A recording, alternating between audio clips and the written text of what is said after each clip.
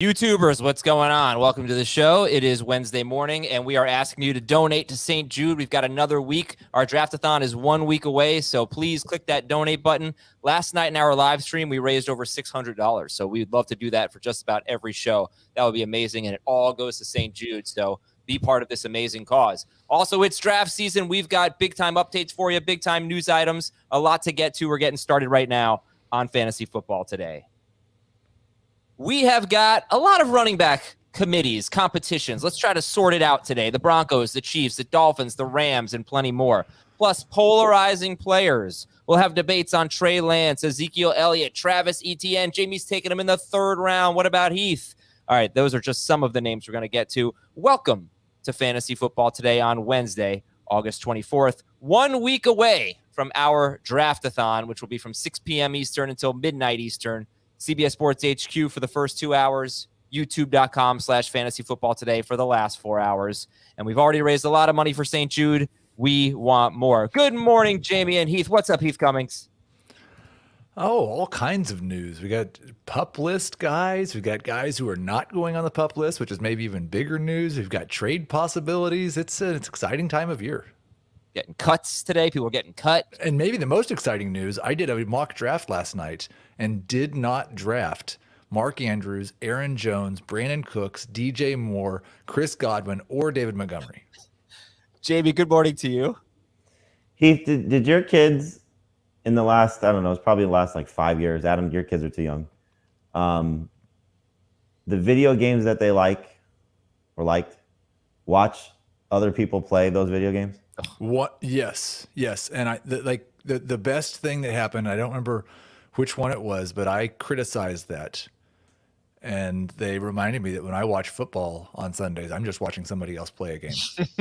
That's a good counterpoint. You have maybe potential lawyer in there. So my middle son, my 7-year-old, who will be 8 in a couple weeks, is home from school, and I'm watching him watch a video about somebody else playing Minecraft. Mm-hmm. Yep. Yeah, Minecraft and Fortnite were the two most popular. I don't think he's playing. You know, I hope that that fad is done by the time my kids are old enough for that. No, it only get worse. It's going more that way. Oh, man. By the way, nobody's commented on my new background yet. I got rid of my Simpsons poster and I put up a draft board. And I'm not sure if you can tell, but Dave's team is team 1. He drafted 18 running backs. JB's team 2. I'm team 3. Heath, you are team 4. And you took DJ Moore in the first round. Mark Andrews, Brandon Cooks, David Montgomery. Those are your first 4 picks. It's impressive that you took the time to do that. Yeah, I did. Took me a long time. I have to say, I'm very proud of Dave last night in the draft that he did. He went 0 RB. I wrote about it. It should be on the site today. And in describing Dave's draft strategy, the only thing that I could say is he is a robust RB manager. He's actually ended up with a pretty good team. He drafted 11th. He went 0 RB, and he has like Justin Herbert. Anyway, it's a good team. He started Jamar Chase, Devontae Adams, Cortland Sutton, Michael Thomas, Dalton Schultz, Justin Herbert with his first 6 picks. And then his top running backs, which actually ended up pretty good. Mm-hmm. Clyde Edwards-Helaire and Devin Singletary. Yeah, and then some depth to Rashad Penny, I think, is on his team. So it's much easier. Ken Walker, okay. Tyler Algier, Mike Davis, and one other guy who plays in the National Football League. Mike Davis is going to be start of the week in week 1 against the New York Jets. Anyway, let's get to the biggest news items from yesterday. Jamie, give me the biggest news from yesterday. There was I think you just touched on it. The fact that Gus Edwards is on the pup list. It's obviously discouraging for anybody that was hoping he was going to be a factor in this backfield if J.K. Dobbins was not. And so that's why you're making the assumption that Mike Davis is going to be in line for a good start, which he probably is. If, in fact, Dobbins does not play or is limited in week 1, Davis has been their guy in the preseason so far and obviously has a track record of stepping in for other running backs and being successful. He's probably better suited at that than being a starter, as we saw 2 seasons ago when he was the backup in Carolina as opposed to last year when he was a starter in Atlanta. And so for a couple of weeks, Mike Davis could potentially be pretty relevant. Those first 4 games that Gus Edwards is going to miss, and if Dobbins is at less than 100%. Yeah, and week 1 is the Jets, and they allowed the most fantasy points to running backs last year. Hopefully they'll be better, but should still be a good matchup. Heath, what is the biggest news item from yesterday in your mind? If the Bill Belichick drumbeat continuing, saying Damian Harris and Ramondre Stevenson will be playing more on third downs, play all 3 downs. And I don't know, maybe this will all turn out to be a farce and Ty Montgomery will actually be James White, but it sure sounds like that there is a bigger opportunity for those guys to be low-end number 2s or high-end flexes, both of them, while sharing. And if one of them gets hurt, yeesh, there could actually be significant upside. I think that's the key to all this, though. If one of them gets hurt, obviously one of the top 2 being Harris or Stevenson, because I don't think Ty Montgomery is going to be very successful running on first and second down.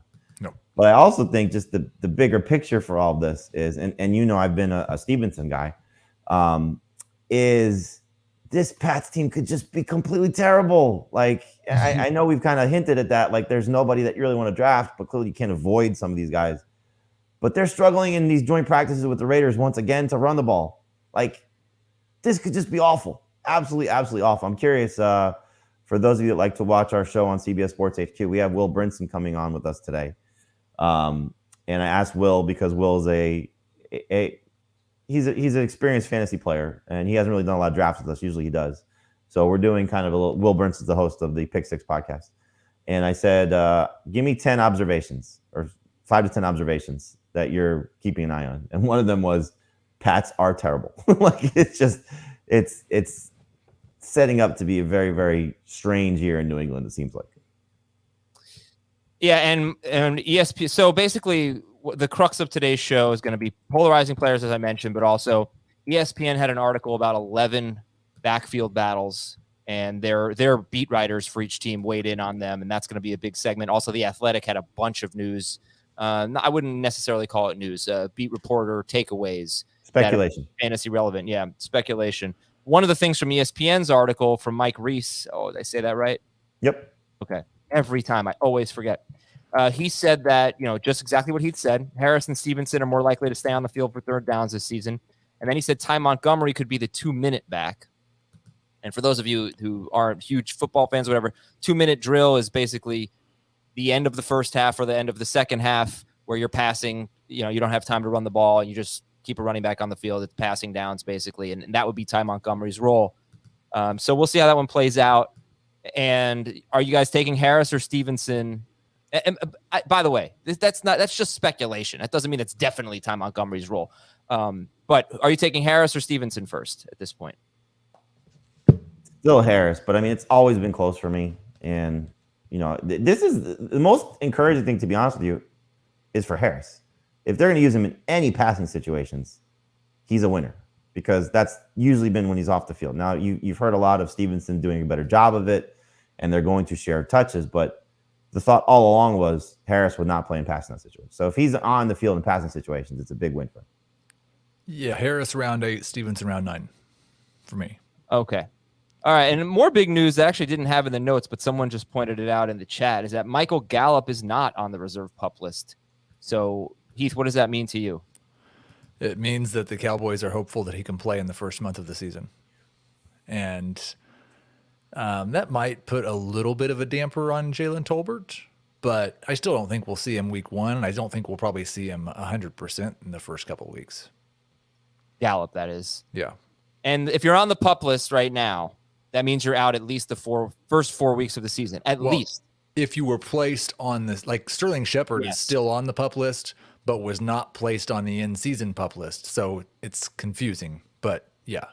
If you started camp on the PUP list, you can still come off the PUP list. But yesterday, players who were not on that list were put on the in-season PUP list, and that's the way to describe it. And they're out that's 4 weeks. The big names so far that's applied to and not applied to. So, for example, Shaquille Leonard, right? Darius Leonard, not on the reserve PUP list. So they're expecting him to play at some point. Same thing with Michael Gallup. Chase Young, for example, placed on the reserve PUP list. So he's going to miss the first 4 games for the Commanders. Gus Edwards, as we just mentioned, same thing. All right, let's talk about, because I'm going to jump around from segment to segment a little bit today. Give me a polarizing player that you want to highlight, Heath. Yeah, I will go with George Kittle.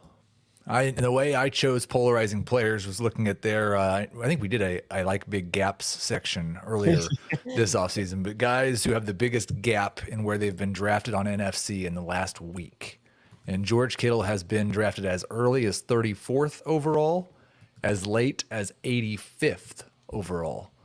And I can absolutely understand both sides of that argument because George Kittle is an elite talent, arguably one of the. I mean, he's one of the top 2 tight ends in football, and maybe he just overcomes this situation, or maybe Debo or Ayuk's the one that gets hurt by Trey Lance not throwing as much, or maybe Trey Lance just doesn't not throw as maybe he throws more than we think he will. But at the same time, like Ayuk's had a phenomenal camp. Debo seems like the clear number 1, and we think that Trey Lance might only throw 500 passes, so it's terrifying. So where do you stand on George Kittle? Right in the middle. Too big of a coward to take a stand either direction. I think I've actually got him in round 6 now, so I'm not ever drafting him. I don't see very much difference between Kittle, Goddard, and Schultz. They may be back to back for me, actually, and I kind of want to rank Goddard ahead of Kittle. I know Dave ranked Schultz ahead of Kittle. What a shame. I mean, the guy has been top 3 per game 4 straight years. You say, what a shame. It's like you already know he's going to be bad. No, what a shame that people are down on him, I guess. It's not a shame. Oh, okay. Word, but yeah, like you've seen the future. What a shame. No, it's just because 3 fantasy analysts don't like him. No, because the industry, and he's so good. I think he's the best tight end in football. But I think he said it very, very astutely that, we don't know. And, I'm not betting against George Kittle. I'm not betting against Kyle Shanahan. There's going to be some games where he disappears, probably more than he has in the past. And you obviously have to factor in the risk. And it would not be surprised if Schultz and Goddard are better than him. So if you want to, draft that way, I have no problem with that. But there's going to be a lot of games because they're going to make a lot of easy throws for him, for Trey Lance, where George Kittle is going to do what he consistently does, which is yards after catch. And if this becomes his go-to guy, Trey Lance's go-to guy in the red zone, and we get that 8+ touchdown season for him, which we've never had, he could still be a top 3 tight end. It's not without. I just don't see how the touchdowns would really shock me because I feel like they're going to have fewer passing touchdowns. They absolutely might. I'm not disagreeing. It can go either way. Right. He can still be 5. I hope he's not less.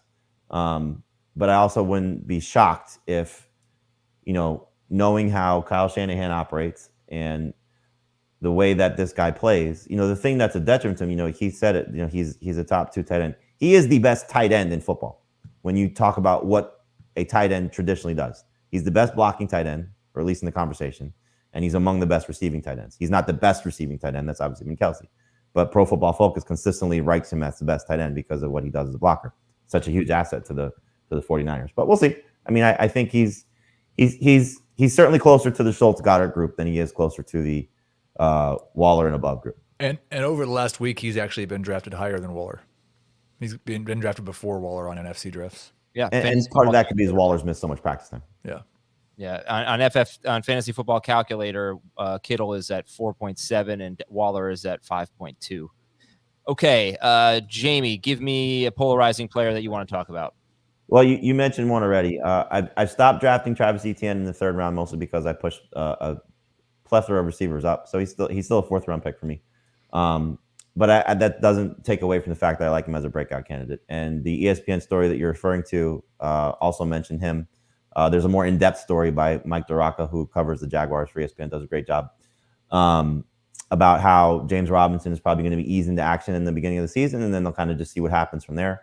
But also alluding to the fact that Etienne's role in the passing game is going to be solidified. So I think it's just a matter of, and this is where I think Heath and I differ, how many receptions you expect Travis Etienne to get. If you expect him to be north of 50, you should be excited about him. If you expect him to be sub 50, sub 40, then you should probably be a little bit concerned. The last preseason game wasn't encouraging from a passing situation because they did not throw him the ball. He still ran several routes, just that Trevor Lawrence didn't look for him. This was a game against the Steelers.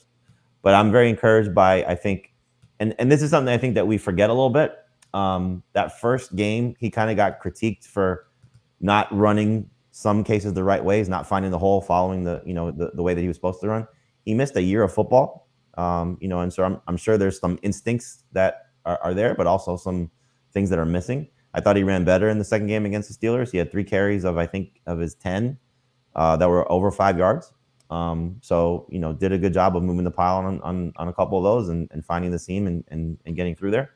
So I think if he's able to run successfully early in the season, they'll continue to at least split those carries with James Robinson. But he's going to be a huge factor in the pass game, at least the way I view it. So I'm still excited about Etienne. Yeah, I think and I don't know if you want to start the touch comparison or anything like that, Adam, but that's what I struggle with. And that article that we've referenced many times suggested that eventually James Robinson by midseason could get back to his normal workload.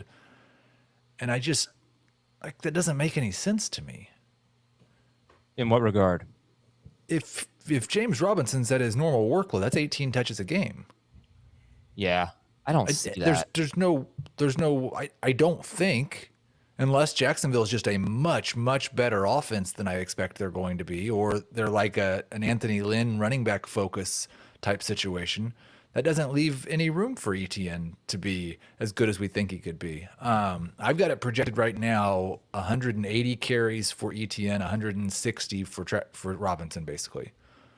And 46 catches for Etienne and 23 for Robinson. I think if you believe in Etienne, he's got an audition. And if he comes out and runs really well at the beginning of the year, basically I'll just say, doesn't it seem like his performance at the beginning of the year is going to really determine how this plays out? I don't think that they want. I mean, look, the article also references Doug Peterson's track record with running backs, and he doesn't usually give guys north of 200 carries. So one guy north of 200 carries. So yeah, I think his carries are actually perfect, for what you should expect for these two guys. I just think there's going to be more catches for Etienne. And you're right, Adam. Yes, it'll be an audition to see how he does. But I don't think they also want to overwork Etienne. I think they realize the asset that they have in him and, want to make sure he's probably ready for when they can compete, which I would expect if they're building the right way a year from now. They'll be a team that's in the playoff picture if things go well this year. I don't think they'll make the playoffs, but I think they'll be one of those teams that's, around 500 come the last month of the season if things go well, and then maybe see how they finish. But I don't think they're going to overwork Etienne. I just think that his main benefit to fantasy managers, and this is where I'm almost 10 spots apart, PPR versus non-PPR. His main benefit to you is in any league that rewards catches.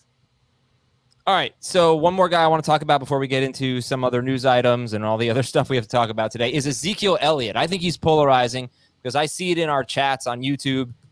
People think he is washed. I'm going to say washed up because washed, that's the correct way to say it, not wash. Some people say he's washed up. He's done. Some people think he's, going to have the role and going to be good and played hurt last year. And I think he's a really tough player. I'm polarized in my own mind on Ezekiel Elliott. So who do you guys like better, Travis Etienne or Ezekiel Elliott? I also want to get a little YouTube poll going here on that. Travis Etienne or Ezekiel Elliott. I'll put it in full PPR. Heath, who you taking? I will take Zeke. I watched the stream last night during the draft, and I almost I couldn't chat for some reason. I messed something up. But I wanted to yell at Ben Gretsch when he was talking about how little upside Ezekiel Elliott had. I just don't understand. I really believe if Ezekiel Elliott's back to what he was at the beginning of last year, they're going to give him 20 touches a game and a chance to be a top 5 running back. Jamie, who are you taking, Etienne or Zeke? Etienne. I don't think that Zeke is going to be that guy for a full season because I don't think he could stay healthy like that again. I'm just not confident that he's that guy. I don't think this offensive line is the same. I don't think that he has the same type of upside that he used to have. So I'm concerned. That being said, at cost, I think Ezekiel Elliott has become a very good buy. Round 4 to me is fantastic for a player of what his upside hopefully could be. But his ADP still, at least on our site, as of last Sunday, was 30th. In non-PPR, maybe you could buy that. In half or full, no way. Zeke is 27th. He's RB 15 on Fantasy Football Calculator. And again, like I said, I'm going to start using CBS, I think, beginning next week after a big weekend of drafting. But you go to different websites, you'll see different ADP. Fantasy Football Calculator says a bunch of mock drafts since August 20th that they're looking at here. And Zeke is an early third-round pick ahead of James Conner. Cam Akers is in the third round, so that's interesting. Ahead of David Montgomery, Travis Etienne, J.K. Dobbins. All right, so Etienne and Zeke, you guys are split on that. Who's your favorite between Etienne, Zeke, and let's throw in David Montgomery? I go Etienne, Montgomery, Zeke. Montgomery, Zeke, Etienne. How about Breece Hall? Where does he factor in? He is ahead of Zeke, behind the other two. He is second behind Montgomery. Okay. All right. So I've got these guys in a wildly, but they're all like within 10 spots maybe in my overall ranking. So it's not like I actually have a strong preference. It's just the order I've got them in. Yeah, I would agree. Like Etienne's a high 4th round pick for me. Montgomery's not far behind. Hall's not far behind. Zeke's a little bit further back, but all around 4 guys. So if you are yet to make your league, yet to start it up, please consider CBSSports.com and our fantasy commissioner product here. You've got custom rules, salary cap leagues or snake drafts, keepers, dynasty, great dynasty platform now, multiple matchups per period, custom flex, IR options. Pup list is now eligible for IR, so you don't have to worry about that. The league history is great. If you just want to, keep it going with your friends, the league history on CBSSports.com is great. We have nearly a 5-star rating on the App Store. The fantasy app's awesome. And the advice. I mean, you get the advice right there, right in front of you when you go to your league homepage from Dave, from Heath, from Jamie. So, check it all out. Chris Towers as well, obviously. And this is the time to be getting on to CBSSports.com. I'm obviously biased, but I think it's the best one out there. So go to CBSSports.com/fantasyfootball. Get a special offer when you start your league today. CBSSports.com/fantasyfootball. Here are some news and notes. Some of it we already mentioned. Washington defensive end Chase Young is out at least 4 games. Detroit wide receiver Jamison Williams is out at least 4 games. He's not on the PUP list. He's on the reserve NFI, non-football injury list, because he hurt he has a football injury, but it was in college. So technically it's a non-football injury. But Jamison Williams is out at least 4 weeks.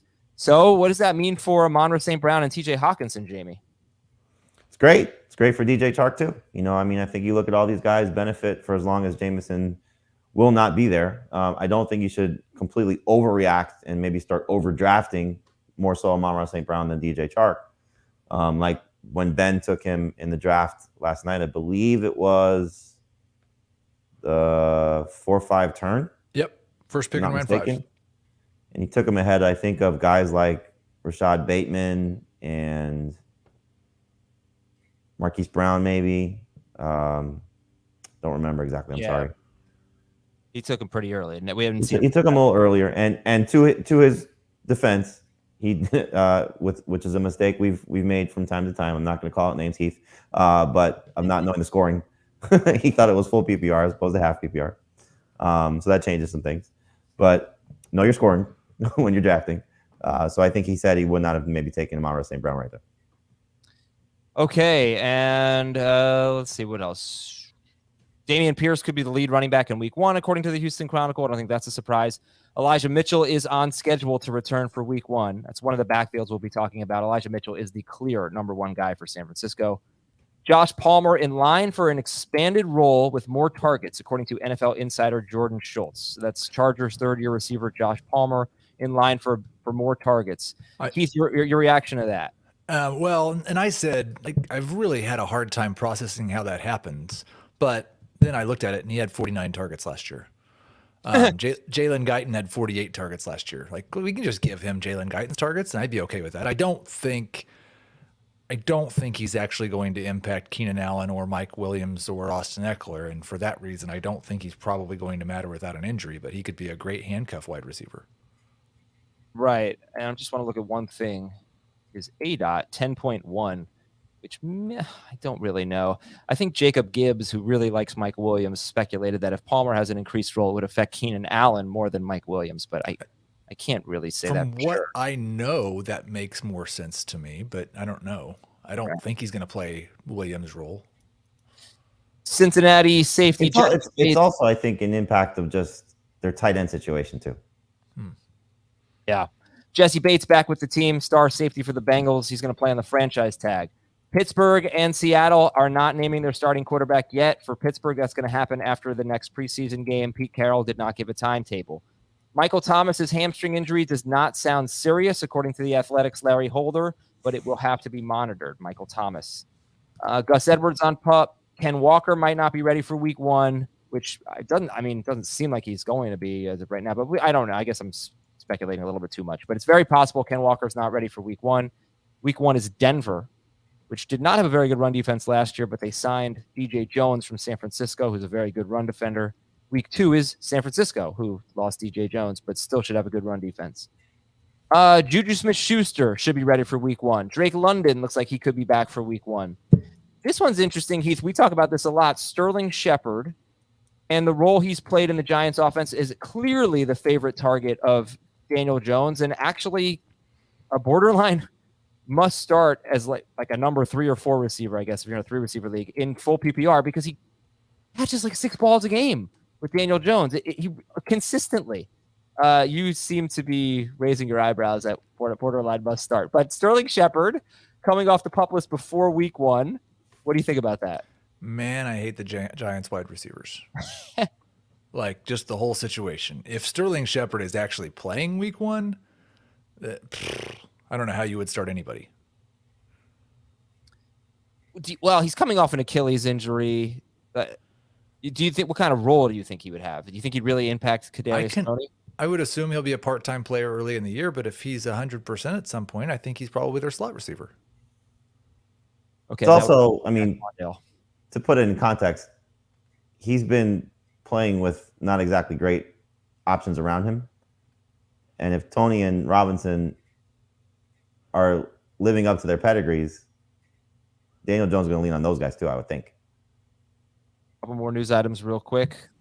Patriots he's not on the Patriots anymore. Chargers cornerback J.C. Jackson is out 2 to 4 weeks after ankle surgery. Huge offseason acquisition there. Hopefully back for week 1, but not a certainty. And Jacksonville right now does not have a kicker. Nobody. No, they did sign somebody yesterday, I believe. Oh, they did? Yeah.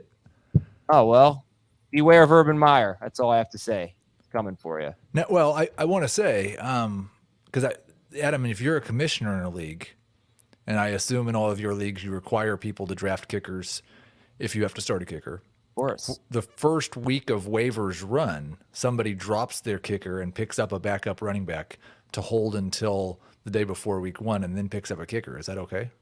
Oh, man. I hate that. But the Jacksonville just did it.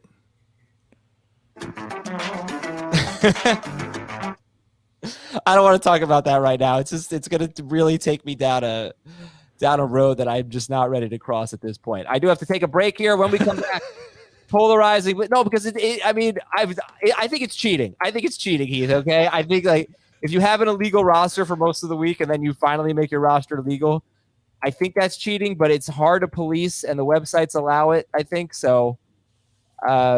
Gray area for sure. By the way, let's see, Heath. When did you take your kicker?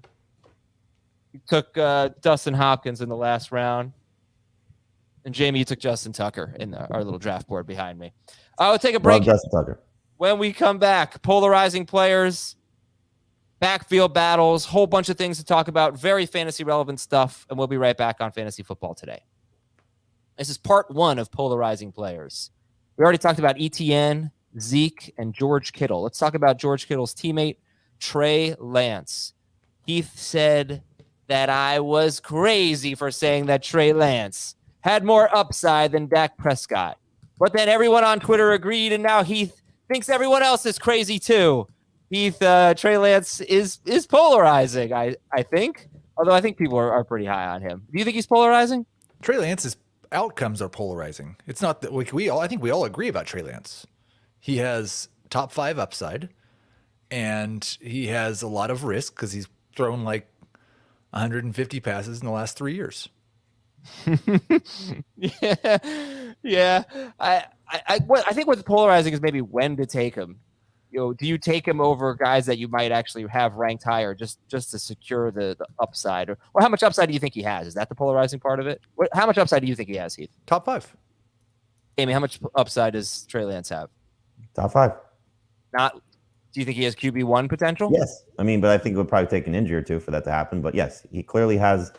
He has the ingredients that we love. I mean, he has an amazing receiving core. He has an amazing play caller, and he's going to run. And so, if he's successful as a passer, and I thought when he said he threw 150, I thought he was going to say 150 interceptions in training camp, because that seems like all you hear is his inaccuracies and how many times he's turned the ball over. But I think you just have to understand what you're getting. You're getting a flawed product, and maybe the beginning of the season, despite some easy matchups, he may have some mistakes. But you go back to last year when he apparently was playing through a finger injury, broken finger, I forget what it was. Yep. And who knows how much an impact is throwing. In the 3 main appearances that he had, 31 or more rushing yards. So you kind of see what you're going to get from that.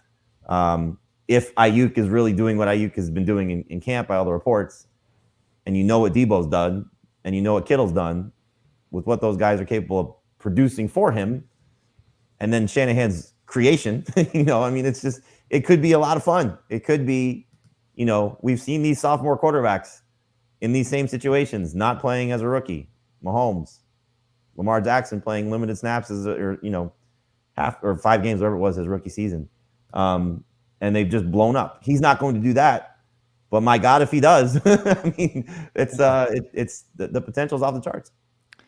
And really, my bigger problem with the whole Trey Lance, Dak Prescott was just your insistence that Dak is boring and doesn't have any upside. He does have upside, but he's also boring compared to all the other quarterbacks. There's so much excitement. And he's safe. But what if he isn't safe? I mean, what if he just has like kind of a bad receiving core and an aging offensive line? I don't think that. I'm just playing devil's advocate here. What if there's more downside to Dak Prescott that we don't realize, or that we don't talk about? Well, we're talking about upside right now. Upside wise, what if he passes like he did last year and runs like he did every year before that? Yeah, it's just they didn't really replace Amari Cooper. It's kind of a big deal. They drafted. Well, it's a big deal if Gallup is not close to what they're hoping he would be, and I would say that's probably pre Amari Cooper, Michael Gallup, which is hard to ask for. But you still have what could be one of the top 5 receivers in the league and a top 5 tight end in the league, and then just sort of figure out the rest. And if Tolbert and Gallup and whatever they get from James Washington at some point this season. Yeah. So I just want to sum it up on Trey Lance. He played 2.5 games as a quarterback. I'm just going to tell you what his 17-game pace is, even though it's crazy. It's 2.5 games. He was on pace for 1,100 rushing yards. Also 4,000 passing yards, 27 passing touchdowns. 1,100 rushing yards. I think he does have that capability, but let's just say he rushes for 800 yards. Agree or disagree? And I'm pretty sure he's going to rush for 800 yards, Trey Lance. If he rushes for 800 yards, there is basically no way he's not a top 12 quarterback. Agree. I think that's true. I can't think of a quarterback who ran for 800 yards and didn't finish as a top 12 quarterback. Right. There's so few. I mean, I think Cam maybe had a terrible year with 8. I don't know, but probably not. That's just, I think such a high floor. The thing about Trey Lance, you asked Tara Roberts, who, for those that don't watch our YouTube stream, she's one of our contributors on Tuesday nights. She drafted Trey Lance. I forget what round it was. And you asked her, and you said, this is the question I ask everybody who drafts Trey Lance. Are you going to draft a backup? And I think that's the easy thing to sort of look at with your league. Like, I drafted Trey Lance in an analyst league that has 4 points for passing touchdowns. I did draft Kirk Cousins on the waiver wire. Still, we haven't run waivers yet. Are Derek Carr and Justin Fields. And if I had known that those 2 guys would be on waivers, I would not have drafted another quarterback. But I felt, okay, this was a little bit earlier in the process. And so Lance, I was the last manager to take a quarterback. So I felt lucky to get Trey. It was around 12. And so, but again, I think if you know your league and you hear me say this a lot, if you know everybody's going to take, or a handful of people are going to take 2 quarterbacks, take a second quarterback with Trey Lance. Just cover yourself. I'm sorry. No, but if you don't, and you know that that's not something that your league makes do, then just play it out the first couple weeks. He should be great. Chicago and Seattle, those first 2 games, should have an opportunity to be a monster. All right, let's go. I did want to say that Lamar Jackson ran for 767 yards last year and was QB 16. Not per game. Not 800 for the season. No, but he wasn't QB 16 per game. Well, no. Oh, but you're saying you could run for 800 yards and not be. No, Heath. I didn't say 700. Well, 33 yards would not have gotten him in the top 12. Yeah. All right. That's a good point. Okay. So, Allen Robinson. Let's go to Allen Robinson here. Do you guys think he is polarized? I know among CBSers, among you guys, he's not polarizing. But some people say, hey, he's 20. By the way, it's Allen Robinson's birthday. So happy birthday, Allen Robinson, August 24th. 29 years old today. 410 yards in 12 games last year. A career low yards per catch.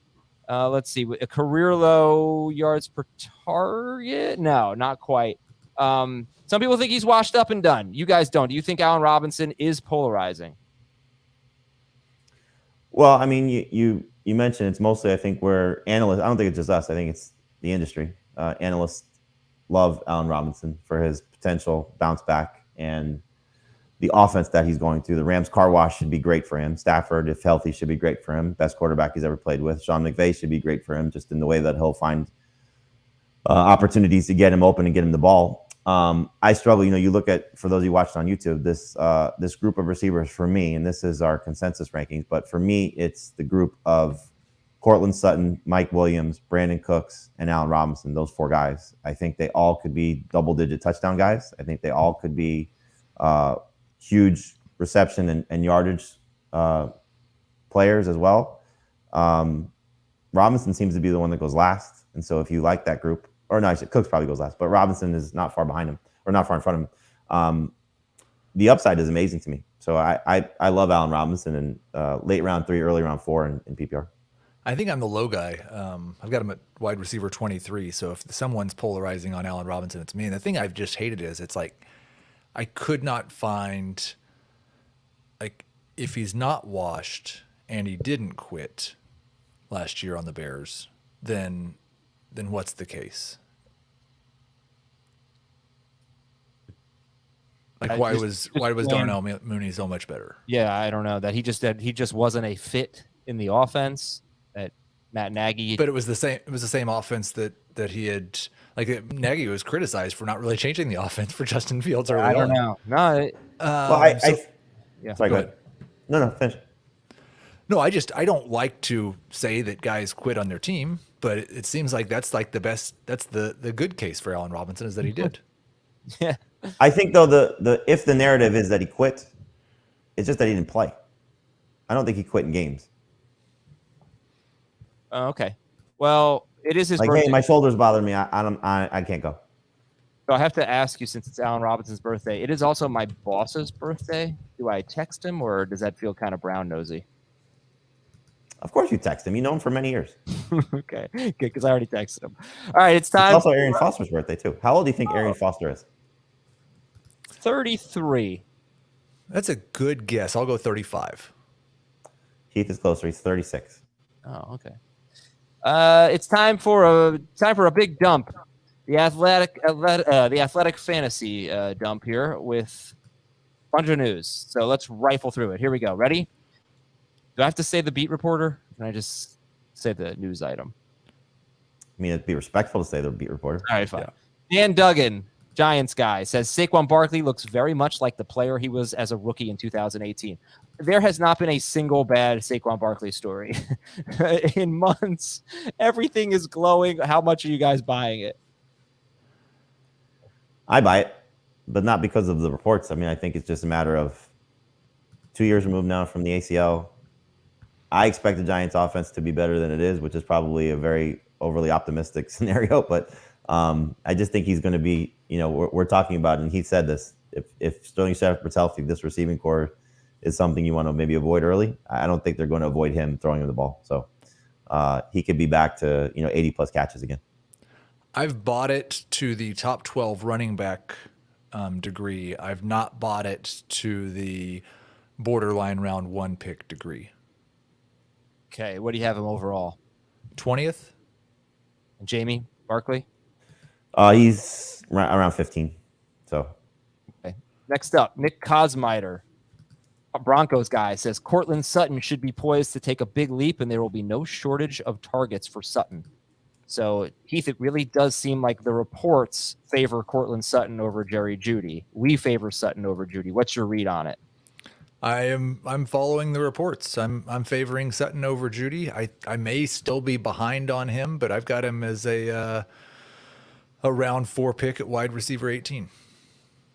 Jamie, where do you take Cortland Sutton? Round 3. He's a top 15 receiver for me. Yeah, and I see a lot of ADP, including right now, Fantasy Football Calculator. Cortland Sutton is in round 5. Jerry Jeudy is in round 6. Where do you take Jerry Jeudy, guys? 5-6 turn. Round 5. And everything for us is 12-team leagues, by the way. So round 5 is picks 49 through 60. 5-6 turn would be 60-61. Have you guys done any of your home league drafts yet? Your personal leagues? Got it Saturday. I'm so excited to see how these are going to go.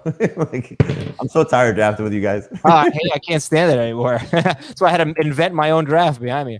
The Rams are going to keep an eye on Matthew Stafford's arm all season, according to The Athletic. Does that factor in at all when you draft Cooper Kupp or Stafford or Robinson? Not really. No. All right. John Machota of The Athletic said Jalen Tolbert will likely start even after Michael Gallup returns. Thoughts? I mean, I would expect him to be their third receiver. Yeah, I don't know who else it would be. I think he's a steal right now. Tolbert? Yeah. He could be. Yeah, he could be. Like, the door is wide open to be the number 1 wide receiver, not in dynasty leagues, but in redraft this year. And he could be one of the possible candidates. There's probably a dozen wide receivers who could be the number 1 wide receiver in 2022. I'm sorry. You mean the rookies? Rookie. And he starts with Tampa Bay. If you remember week 1 last year, that was a shootout, and everyone did well except for Zeke, basically. I think Mike Evans struggled against Trayvon Diggs. But they got Tampa Bay and Cincinnati out of the gate. Those could be some high-scoring games. And then they have the Giants. They'll tear them. Dak Prescott tears the Giants apart. All right, let's see. Next up, Arif Hassan. Who's the all-Giants killing team? You got Dak at quarterback, Scott at running back. Austin Scott for sure, yeah. Brian Westbrook would be on there. Special teams. Arif Hassan of The Athletic is high on KJ Osborne and says Minnesota is committed to a 3 wide receiver base personnel. So who would you take, Jalen Tolbert or KJ Osborne? I really struggle with, it's funny you mentioned that, KJ Osborne, Jalen Tolbert, and Josh Palmer, because I see the upside for all 3 of them. And I see the downside as well. I mean, you're talking about what could be the third receiver on all their respective teams. And if somebody does not get hurt, and obviously Tolbert, has the advantage right now of Gallup being at less than 100%, that they could get lost in their offenses. Like Keith mentioned with the targets for Palmer. I mean, Osborne really was a yo-yo. When Thielen was not there, he was great. When Thielen was there, he was a little bit of a non-factor. But you can see the upside based on how the offense is going to hopefully change. But I think all 3 of them, and certainly you saw it with Palmer at the end of that last season, and Osborne again when Thielen was out, the upside, they could be starters for you for sure. So, yeah, I buy Osborne being more involved. We had Pete Prisco and Bryant McFadden live from Minnesota, and BMAX is plugged into Minnesota as anybody. He does the All Things Covered podcast with his cousin, Patrick Peterson, who's a cornerback there for the Vikings. And they absolutely love KJ Osborne. And, last year, BMAC had one of the funniest lines of anything we did on maybe any of our shows when he said that Justin Jefferson's a sports car and Adam Thielen's a station wagon. And it was more along the lines that he tried to defend it this year. When I asked him again, he said, just that Adam Thielen's reliable. So I asked him, I said, is Osborne closer to a sports car or closer to a station wagon? He said, closer to a sports car, and so we could see maybe a slight changing of the guard at some point. If Thielen gets banged up and maybe can't get back to form again. So Osborne's an amazing late round pick. I get so pissed off whenever somebody takes him in our drafts because he's one of my favorite late round guys. Did I give him to you here? Yeah, I gave him to you in round 11. And I think you have Josh Palmer too. All right, guys. So let's do like 3 more minutes on this stuff here, just so we can get to the backfield battles. Let's run through it. Baltimore tight end Isaiah Likely is likely to play significant snaps out of the gate, according to The Athletic. Heath, your reaction? There's nobody that's going to matter besides Rashad Bateman and Mark Andrews. Adam Johns of The Athletic said it's apparent that Khalil Herbert will be getting carries and that Herbert's style of running fits Chicago's outside zone scheme. Now, he didn't say he was going to be the starter or anything, but Herbert's going to have a role and he's a good fit for the scheme. Jamie, does that make you nervous about taking David Montgomery? The offensive line just makes me nervous about David Montgomery. Can he get outside with this blocking? Yeah, he's a great late round pick. I think you look at the lottery ticket type of guys. If he gets that opportunity, like we saw last year when Montgomery missed time, he's going to be very good. You can't start him at any point in tandem with David Montgomery. So you just have to know what you're drafting. You're drafting a handcuff, and hopefully, if you draft him, you're expecting David Montgomery to miss some time, which we don't want to see. That's Khalil Herbert. Tyler Conklin has been a favorite target of Joe Flacco and Zach Wilson, according to The Athletic. Jets tight end Tyler Conklin. So I don't think he's going to get drafted, but it's a name to know. Why did they give CJ Uzomah so much money? He's a very good blocker. Joseph Person of The Athletic thinks that Carolina wide receiver Robbie Anderson could lose targets to Rashard Higgins. So it is the DJ Moore show there, basically. Greg Auman for the Bucks, or for The Athletic covering the Bucks, said that rookie running back Rashad White has impressed and could get decent carries and catches. So that's a name to know. All right, if you need a handcuff, you taking Rashad White or Khalil Herbert? Herbert, but they're close. Yeah. Chad Graff of The Athletic says Nelson Aguilar could end up being New England's #1 receiver. Quick reaction, Heath. They're so bad. Joe Rexrode of The Athletic covering the Titans thinks that Nick Westbrook-Akina is going to start ahead of Treylon Burks early in the season. And he also thinks that Dontrell Hilliard is the guy to get behind Derrick Henry. He would get the bulk of the work if Derrick Henry were out. That's the thought from Joe Rexrode. Dontrell Hilliard, there's a handcuff to know. All right, we'll get into backfield battles in just a second. Let's see what's coming up on Paramount Plus. Now streaming. Celebrate South Park's 25th anniversary with performances by Primus, Ween, and Trey Parker and Matt Stone. Everyone hear me okay? South Park at Red Rocks, the 25th anniversary concert. Now streaming on Paramount Plus. Backfield Battles. All right, thank you all for sticking around this late in the show to talk about a very important fantasy subject here. I've separated them. So this was an article on ESPN.com where the beat writers looked at backfields that look like committees or there's some uncertainty and gave their thoughts and expectations. So nothing set in stone, of course, but I separated them into the easier ones, a little more complicated, and wait, there are more than two guys factoring in? So let's start with the easier ones. Miami, from Marcel Louis Jacques. Sorry if I'm mispronouncing beat writers' names. Chase Edmonds has been Miami's best running back, should technically be considered the team's lead back. He'll be used as a runner and a pass catcher. That's Chase Edmonds. And Raheem Mostert should be number 2 if he's healthy. That was, I thought, interesting. Not Sony Michel. Jamie, you have been drafting a lot of Chase Edmonds, I think, and I think that he's just clearly the guy right now, it seems. It seems that way, and again, looking back at the second preseason game against the Raiders, there was no Raheem Mostert, but he just dominated the snaps with Tua Tagovailoa. So take that for what it's worth. Offensive line wasn't fully intact for that game. Receiving core wasn't fully intact, so he didn't look great. 3 carries for 3 yards. I think it was 2 catches for 17 yards. But I think everything you're hearing and everything that you should expect, certainly based on the offseason, this was the first running back signed in free agency for any team. So they clearly had an idea in mind of who they wanted, the guy that was in the division with Mike McDaniel, San Francisco and Arizona. So he, has an understanding, I think, of what this guy could be. Now, to what heights will he get? I don't know. I don't think you want to overdraft him. But, he's gone from, I think his ADP on our site as of last weekend was like in the 90s. He should certainly be in the round 6 range for sure. This is, I put a tweet out last week that really confused a bunch of people, but arbitrage Travis Etienne. I think he may have like almost exactly the same role as Travis Etienne in a better offense. Yep. And a lot cheaper. All right, would you take Kareem Hunt or Chase Edmonds? Edmonds. Kansas City is also in the easier ones. Adam Teicher of ESPN saying that Clyde Edwards-Helaire is atop the depth chart, and that's very clear. Jerick McKinnon and Isaiah Pacheco could carve out significant roles, though. And, yeah, I mean, I don't know about, like, if they're really going to use McKinnon on passing downs, what does that mean for CEH? And let's just compare him, Heath, to Chase Edmonds. Who would you rather have, Edmonds or Chase? Or Edmonds or CEH? I am very uncomfortable with CEH. I've got him ahead of Edmonds right now. I go back and forth. Maybe you guys can change my projections because I don't know what to do with this backfield. I've got basically 220 carries for Clyde, 110 for Pacheco, and a few for McKinnon. And I have Clyde and McKinnon splitting up the targets basically 50 apiece. Yeah, I would take Edmonds. I think we've kind of seen the CEH story play out that he's going to probably lead them in carries. They obviously like what they got out of McKinnon last year enough to bring him back and continue to use him in this role. And then you have this wild card of this kid who's as fast as anybody maybe in the league at that position based on his 40 time. Explosive.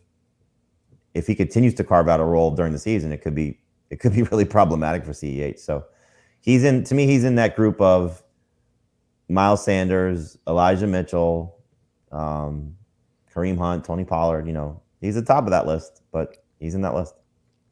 Yeah, Heath, I think that CEH getting twice as many carries as Pacheco and splitting catches with McKinnon seems like a pretty reasonable projection there. It's going to probably come down to touchdowns for CEH. The key will be the touchdowns. Can Pacheco actually take goal line work away from CEH? And if he does, then CEH probably ends up right where Jamie has him. And if CEH leads the team in rushing touchdowns, then he's probably closer to where I have him. Philadelphia is part of the easier ones. Nick Sirianni, according to Tim McManus of ESPN, Nick Sirianni has been clear that Miles Sanders is the lead back. Gainwell and Boston Scott will play complementary roles. But also McManus goes on to say that Sanders is currently hurt and gets hurt a lot. So, Sanders, Edmonds, CEH, Sanders, how do you rank them? In that order. Yeah, Sanders last for sure. He's outside of my top 30 in all formats. But he does tend to fall pretty far, especially with this injury, and he might be ready for week 1. He might be. So, it wouldn't be shocking in a 12-team league to get Miles Sanders in round 9 at this point. It might be a guy that you end up with, wow, you're actually pretty good. Yeah, don't forget about him. And clearly he's got tremendous upside if he just gets back to the end zone. But it just feels as if running quarterback, committee backfield, the upside's starting to feel a little capped, especially this hurt. Elijah Mitchell, according to ESPN's Niners beat reporter, is going to be the number 1 running back when healthy. Jeff Wilson seems like the best bet to be number 2. This is what bothers me, though. Tyrion Davis price could be a short yardage option. That would really complicate things for Mitchell. So Mitchell or Miles Sanders? Sanders for me. Wow. They are definitely in the same range, and I've gone back and forth. I think I have Mitchell currently one spot. I have one spot ahead of Sanders. I have the first 2 picks of round 8, Elijah Mitchell and Miles Sanders. Okay. And I would agree. They should be in the same range. If Mitchell plays the majority of the season, he's going to be better. But this is now 5 different injuries over the last 2 years. Missed 6 games last year. And the history of Kyle Shanahan, 5 seasons as the head coach, 5 different leading rushers. I feel like it's going to be that streak's ending this year. Actually, no. Trey Lance is going to lead the team. It's going to be Trey Lance. Washington is one of the easier ones. It's the committee right now, but Brian Robinson could definitely become the lead running back. He's been working with the ones, probably not exclusively. Who do you take first, Antonio Gibson or Brian Robinson? Robinson. Yeah, it's Gibson still for me. I've got Gibson and Robinson basically splitting the carries, with McKissick getting a little bit, and then McKissick and Gibson basically splitting the targets, with Robinson getting a little bit.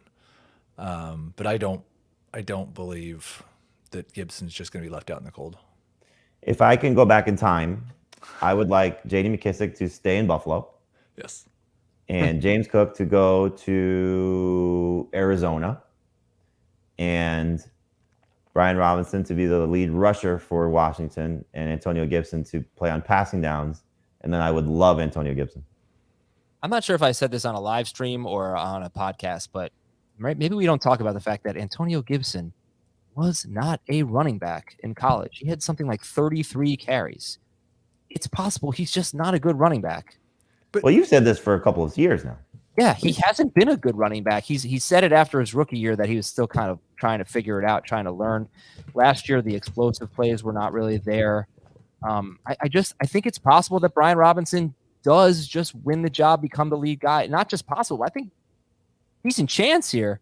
We're seeing it. I wish I could say something a little bit more authoritative here, but it could easily happen because Antonio Gibson just might not be a running back. Sorry to say. You've heard me say this a lot because of people that I trust. The front office there is not fond of Antonio Gibson, and it's a problem. We heard amazing things from Ron Rivera when he took over the job, that this was going to be his McCaffrey. Remember? He said this was going to be a guy that has the ability to do that. And maybe he does, but he just hasn't shown it. And that's the problem. And that I think the fumbling is an issue. Mm-hmm. The lack of maybe the intimate knowledge to be a top-tier running back is not there. And you're seeing a guy that's clearly more physical in Brian Robinson that just might be a better fit for what this team wants to do. Now, again, going back to the McKissick scenario, he's dealing with a groin injury right now. If this injury lingers and Antonio Gibson proves that he's the better receiving back, I don't know if that's going to be the case, but it might, then his value just jumps up tremendously, maybe back not to the round 4 range that he was going in, but maybe ahead of Robinson, because that could just make him the type of running back that I like, a guy that's going to be heavily involved in the passing game. And if something happens to Robinson, get back involved in the ground game to whatever heights that could be. Like Ron Rivera was there when they drafted Antonio Gibson, right? No. Or he got hired like right after the draft? I don't believe they've been there for 2 years. Was he there his rookie season? They were both there in 2020. I don't know if maybe Rivera got hired after the draft, which would be weird. Well, let's check the old Google machine. December 31st, 2019, Ron Rivera was hired. And then Gibson was the 2020. Gibson was drafted in April of 2020. Well, it's a different GM though. Okay. All right. Let's get back into it here. A little more complicated backfield scenarios here. Denver. This is what Jeff Legwald of ESPN had to say. The split between Javonte Williams and Melvin. Well, he didn't say this.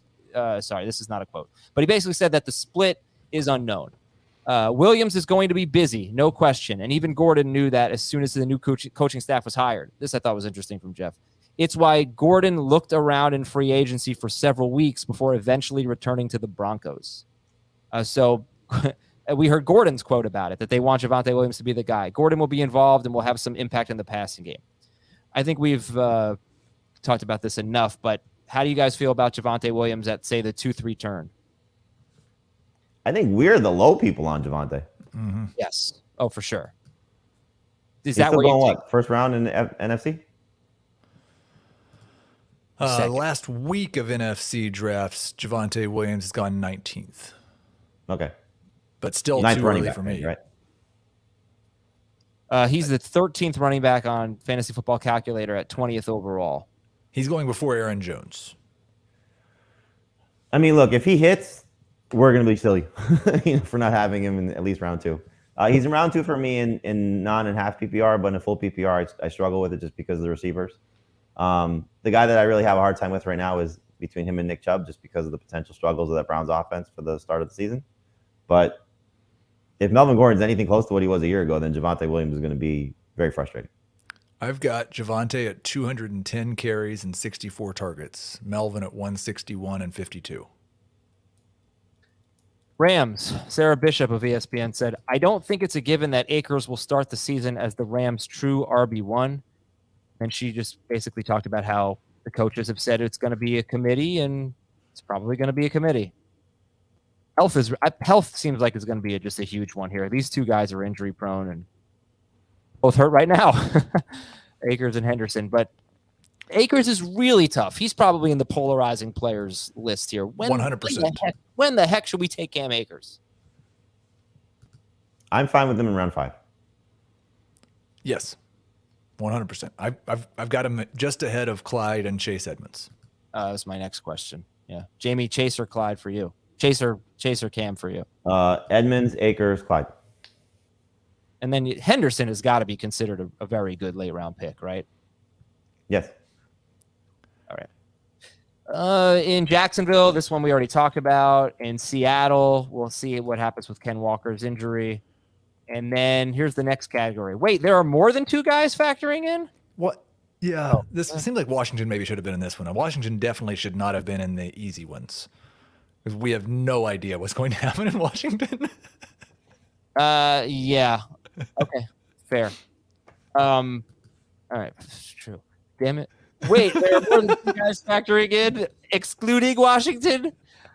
In Buffalo, Elena Getzenberg says that all 3 running backs are going to have roles. Singletary is in line to get the bulk of the carries as the season begins. But Zach Moss had a good camp, and he's been the most consistent goal line and short yardage back for Buffalo. And Elena Getzenberg suspects that James Cook's role is smaller at the start of the season. But, oh, man. Look, Singletary starter, but how valuable can he be, Heath? I do not have any interest in. I just don't like, and I could look dumb on this one if he repeats the last month of last year. But we're talking about using one guy as a passing downs back and one guy as a goal line back, and that's the very definition of a trap back on a team that running back hasn't been that valuable. And it's probably going to change during the year. So if you want to draft the cheapest one, or draft one of them in the double-digit rounds, and sometimes Cook is there and Moss is always there, then I think that's fine. But I'm not drafting any of them in the single-digit rounds. The thing that's interesting about him is that he looked great in the preseason game against Denver. And like you said, Heath, what he did last year, it's just so confusing. Like, why draft James Cook with and go after J.D. McKissic if you're not going to use that player? And maybe Cook's just not ready. I don't know, based on the report. The fact that Zach Moss just isn't going away, and I know he gets hurt a lot, and clearly the coaching staff fell out of favor. The thing I struggle with this is Brian Daboll's gone, and is Ken Dorsey enough of a voice to keep Sean McDermott from saying we got to run the ball a little bit more? I think to me, it's like, how much do you buy Zach Moss? Because this has been a Bills team where every year, what happens mid-season is different than what we were told before the season started. It's injury related or it's performance related. Moss overtook Singletary, it seemed like, at the end of the 2020 season, and Singletary was incredible at the end of the 2021 season. And like I said, Singletary has been a very good running back on paper. You look at the metrics, advanced metrics, basic metrics. He's been very good. He's running back. Yeah. He's not been one of the worst pass catching running backs in the NFL. He's not going to have that role for sure. But is he really going to lose the short yardage and goal line carries to Zach Moss? They keep saying it, so maybe I should stop being skeptical. But I wish Zach Moss had a better career at this point for me to believe that. But all right, look, they said it. They know more than I do, so that's why we're doing this segment here. So beware on the trap back is the guy that he said who gets a lot of carries, but not the catches and not the carries that really count. And finally, Las Vegas, really interesting here. Paul Gutierrez of ESPN said Josh Jacobs' role as a true RB1 is in jeopardy, that Zamir White, Brandon Bolden, and Amir Abdullah could all have roles, and it's hard to see Jacobs being reliable for fantasy purposes, with Bolden and Abdullah possibly used more as pass catchers and Zamir White near the goal line. So, Jamie, when the heck do we draft Josh Jacobs? You said Cam Akers in round 5. What about Josh Jacobs? I think that's an okay spot to start to look for him. I would prefer him in round 6. But, God, this is infuriating because he's the most talented guy there. And, you saw what he was able to do catching the ball last year. But clearly, McDaniels has a vision for what he wants to do with his running backs. Now, I think part of that also goes to, could he be Damien Harris, and be the guy that's just scoring double-digit touchdowns and maybe not necessarily factor in the passing game, because this offense is going to be good as long as the offensive line holds up. So I don't think you should completely run away from Jacobs because of this report, but it obviously should put Amir Abdullah on your radar, and I think it's going to be really fun to see throughout the course of the season. I think Hines is on a different level, but McKissic and Ty Montgomery, Amir Abdullah, Jerick McKinnon, these type of guys that just really are going to factor in the passing game, how much are they going to be relevant in PPR? And, The people that don't like those type of running backs, Adam, and I think make a mistake and don't realize like you can use them as flex plays, especially if you go 0 RB or you go hero RB. Like they're so relevant if they're getting anywhere in the 50 catch range. And as we've seen with the James Whites and, you know, occasional Darren Sproles, those type of guys that they get 6-7 touchdowns, like they're going to end up as top 24 type of PPR options for you. So you should absolutely be looking at Abdullah with a late round pick in PPR, and you should be a little bit concerned about Josh Jacobs in PPR. Non-PPR, I think he's still a safe number 2 running back. PPR, half PPR, he's a volatile one. Well, I'm sorry to keep you guys late here. I think that right now there seem to be so many coaches, beat writers talking about committees. And I'm just not sure that it's really going to end up being that way, because I think a lot of it might be coach speak, or at least some of it might be coach speak. I don't think that's the case in Las Vegas. It seems like that, you know, people seem pretty confident that is going to be a committee. But where do you think it's coach speak, though? Like, I think in Philadelphia that Miles Sanders is going to be the guy, and I think that he's going to be great value. And I think one of what's that on passing downs? I think he'll catch 35 passes. I mean, I know Kenneth Gainwell didn't play, but they used Miles Sanders in the passing game in the first preseason game with Jalen Hurts. He caught 2 or 3 passes, I think on one drive, and maybe I'm wrong about the drives, but you know, I don't know what's coach speak. I don't think the Bills. I think the Bills will eventually settle into their guy. I think that you've got like all these committees, and why, if it is true, why would I take Josh Jacobs or Cam Akers in round 5 when I could take Elijah Mitchell in round 8? Or Miles Sanders in round 8. I think we just have to be careful how we define committee. Like most situations, there's another running back getting more than 25% of the touches. Sure. Everybody's in some sort of a committee. It's how big the committee is. Right. I'm just wondering if this is a time of year where coaches are, you know, propping up their players and you know, making the case. This guy's had a good camp and this and that. Like on draft day, oh, we're going to use him. And it's not really what happens with a lot of players. Who's getting propped up in this scenario, though? Zach Moss. But it's not McDermott saying that, though. I would say the 2 guys who are getting propped up are Amir Abdullah and Ty Montgomery. Sure. I mean, why would they use Damian Harris on passing downs? What has Damian Harris done to deserve that? He missed a block really badly in the preseason game on the opening possession. At least that's the way I saw it. Why would they use him like that? That's what I'm saying. I wonder if these coaches are really going to stray from what they've done in the past, because we've never seen the Patriots use Damian Harris for the first series and he's on the passing downs, or Ramondre Stevenson for the next series and he's in on passing downs. They have a new coordinator that doesn't know what he's doing. I mean, that's part of this. Well, that's not a good thing. That's the thing. It's, you know, I think every scenario is obviously going to be different for how you view these. And so that's why I was asking, like, which of these do you think is coach speak? Because I don't think Sean McDermott is propping up Zach Moss, for example. I don't think he's downgrading him. Well, but it's coming from somewhere from the beat writers. I mean, again, sorry. Okay, sorry. So let me just say that it seems to me like beat writers right now, probably from what they've gained, from what they've taken away from the coaches and from watching practice, think that so many players are going to be involved. And at the end of the day, I just don't see that happening. Of course, I can't tell you where that's going to be the case, but do I really think that Elijah Mitchell, Jeff Wilson, and Tyrion Davis-Price are all going to get carries? No, I don't. Do I really think that Miles Sanders, Kenneth Gainwell, and Boston Scott are all going to have like prominent roles? No, I really don't. Not prominent roles. No, it's whether those secondary guys have enough to hurt the first guy. Yeah, I think like in the case of Philadelphia, like Sirianni has said, you've heard it from him. Miles Sanders is our guy. Yeah. But I also think that he's smart enough, at least I hope so, to realize this guy's missed 9 games over the last 2 years, is dealing with a hamstring problem now. He has to build up the confidence of Boston Scott. He has to get him playing time. He has to give him opportunities with the first team. He has to give him a chance to say, okay, if Miles Sanders is not there, which has happened, who's going to fill that role? Is Kenneth Gainwell going to fill that role? Well, it doesn't seem to be the case, but Gainwell is going to have his role. In the case of San Francisco, you have 6 games of an absence of Elijah Mitchell last year, who they never expected to be their lead runner. He proved to be their best runner, but Mostert was supposed to be that guy.